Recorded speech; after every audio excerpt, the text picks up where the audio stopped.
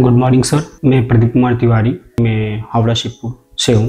जैसा कि मेरा बेटे का तबीयत काफ़ी ख़राब था। उनका एज 2.5 इयर्स का छोटा बेबी था। फर्स्ट टाइम हम लोग तो उसका नॉर्मल फीवर, निमोनिया वगैरह रिपोर्ट वगैरह करवाया था, तो रिपोर्ट में पाया गया था। तो लोकल डॉक्टर से हम लोग दिखला रहे थे, तो हम लोगों ने लोकल डॉक्टर से दिखलाया, ट्रीटमेंट वगैरह चला। फिर कंडीशन और ज़्यादा ख़राब हो गया, तो हम लोगों ने नारायणा हॉस्पिटल को, एक मेरे फ्रेंड ने सजेस्ट किया, तो हम लोग नारायणा हॉस्पिटल लेके गए। नारायणा हॉस्पिटल ले जाने के बाद डॉक्टर शुभदीप सर के अंडर में हम लोग को प्रिपरेशन किया गया। उनके अंडर में रिपोर्ट वगैरह सारा कुछ हुआ।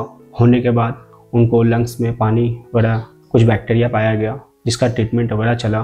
कम से कम 10 से 12 डेज बच्चे एडमिट थे, 10 से 12 ट्रीटमेंट चला। वहाँ से काफ़ी सुधार आया और डॉक्टर मंजेश सर के थ्रू सर्जरी भी काफ़ी सक्सेस हुआ और काफ़ी मोटिवेशन भी मिला उनके थ्रू मुझे। और बच्चा का कंडीशन अभी बेहतर है। आशा करता हूँ और इससे भी और अच्छा होगा। और नारायणा हॉस्पिटल के जो भी हमारे मंजेश सर हैं, शुभदीप सर हैं, उनके अंडर में जितने भी डॉक्टर हैं, स्टाफ है, सबको तहे दिल से थैंक यू मैं बोलना चाह रहा हूँ, ताकि उन लोगों ने काफ़ी मेरा सपोर्ट किया और बच्चे को इस कंडीशन से निकाला गया, ताकि बच्चा भी स्वस्थ है और अच्छा है।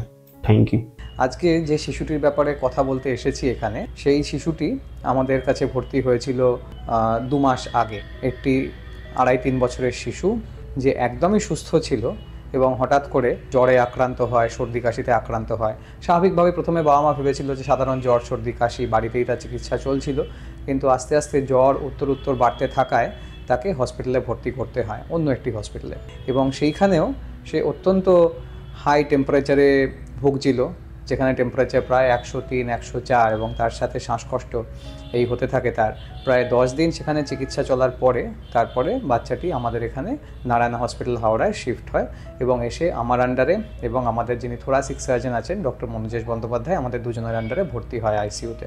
বাচ্চাটি প্রথমে তো খুবই শ্বাসকষ্ট ছিল এবং আমরা তাকে আইসিইউতে সাপোর্টিভ থেরাপি প্রোভাইড করি, নন ইনভেন্টিলেশন, সেই দিয়ে শ্বাসকষ্টটা কিছুটা লাঘব হয়। কিন্তু তার এক্স-রে, সিটি স্ক্যান এবং বিভিন্ন পরীক্ষা নিরীক্ষার মাধ্যমে দেখা যায় যে তার বুকে দানা বেঁধেছে এক সিভিয়ার নিউমোনিয়া এবং নিউমোনিয়াটি তখন কমপ্লিকেশনের আকার নিয়েছে। এবং নিউমোনিয়ার জন্যে তার বুকের একদিকে সম্পূর্ণ জল এবং তার সাথে পুঁজ জমতে শুরু হয়েছে।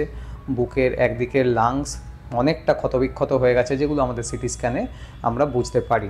এটি একটি অত্যন্ত ঝুঁকিপূর্ণ জায়গা এবং যদিও আমাদের টিম আগে এরকম অনেক বাচ্চাকে চিকিৎসা করে সুস্থ করে বাড়ি পাঠিয়েছে, কিন্তু সমস্ত বাচ্চাই একটি নতুন চিকিৎসার অঙ্গ এবং একজন আগের বাচ্চা ঠিক হয়ে গেছে মানে সবসময় যে একদম গ্যারান্টি দিয়ে পরের বাচ্চাটি একই রোগে সুস্থ হয়ে যাবে এগুলো বলা যায় না।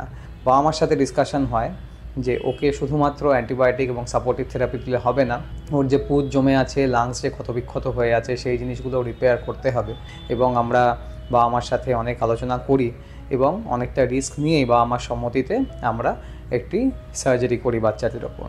আমাদের যিনি থোরাসিক সার্জন ডক্টর মনোজেশ বন্দ্যোপাধ্যায় এবং তার টিম এই সার্জারিটি একদম সফলভাবে সম্পন্ন করে। যখন তারা অপারেশন টেবিলে বাচ্চাটিকে তোলে তখন দেখা যায় যে আমরা যেরকম ভেবে গেছিলাম ফুসফুসটি অনেক ক্ষতবিক্ষত হয়ে গেছে, তার থেকে অনেক গুণ বেশি ফুসফুসটিতে ড্যামেজ ছিল। এমনকি তার মধ্যে অনেক ফুটো, অনেক জায়গায় অনেকটা পুঁজ এবং সেইগুলো প্রায় আমাদের বলি চেস্ট ওয়াল, সেই চেস্ট ওয়ালের সাথে একদম লেগে থাকে, এইরকমভাবে ছিল। তো সমস্ত অপারেশনের মাধ্যমে সেইগুলো বার করা হয়, রিপেয়ার করা হয়। এরপরে যেটা হয় যে এতটা যেটা লাং ড্যামেজ হয়েছে, সঙ্গে সঙ্গে আইসিইউতে বাচ্চাটি ফিরেই তো একদম স্বাভাবিকভাবে শ্বাস নিতে পারবে না, তাই জন্য আমাদের সবসময় সন্দেহ ছিল এর হয়তো একটা প্রলং ভেন্টিলেশনের প্রয়োজন হবে। তো সে ভেন্টিলেটরেই থাকে।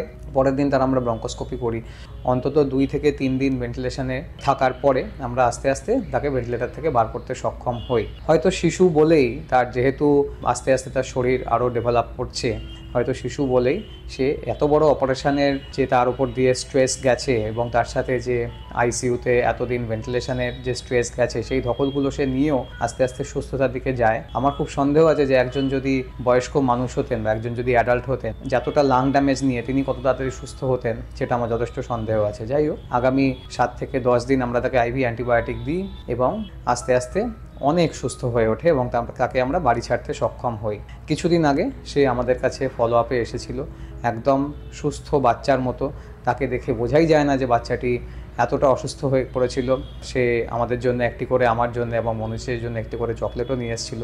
এই ধরনের বাচ্চাদের চিকিৎসা করতে পেরে আমাদের নিজেদের মনেও একটা স্যাটিসফ্যাকশান আসে যে বাচ্চাটি এত অসুস্থ অবস্থায় আইসিইউতে এসেছিল, সে আইসিইউতে এরকম সাপোর্টিভ ট্রিটমেন্ট এবং তারপরে অপারেশনের পরে কিভাবে সুস্থ হয়ে বাড়ি যায়।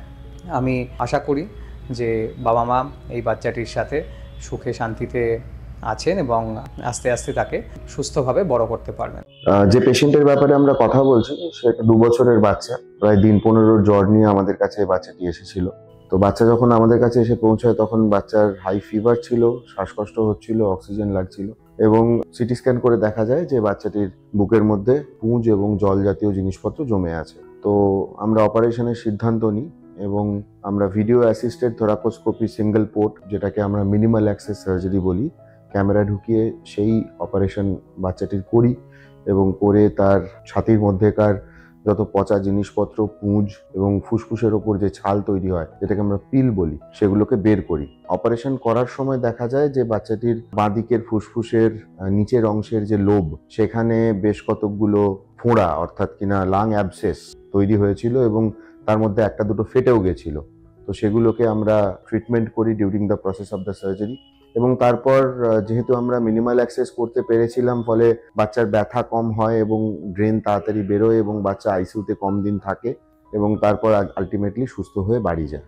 তো এই গোটা জিনিসটা মিনিমাল অ্যাক্সেস সার্জারির মাধ্যমে করার যে বেনিফিট, সেটা আমরা একটা পেডিয়াট্রিক পপুলেশনেও পৌঁছে দিতে পারছি। এখন রেগুলার বেসিসে আমরা এইভাবেই এই ধরনের অপারেশনগুলো করে থাকি এবং তার সাথে সাথে আমাদের যে ডেডিকেটেড আইসিইউ টিম, তাদের সাপোর্ট এই গোটা বিষয়টাকে এক্সপেডাইট করতে হেল্প করে। নমস্কার, ধন্যবাদ।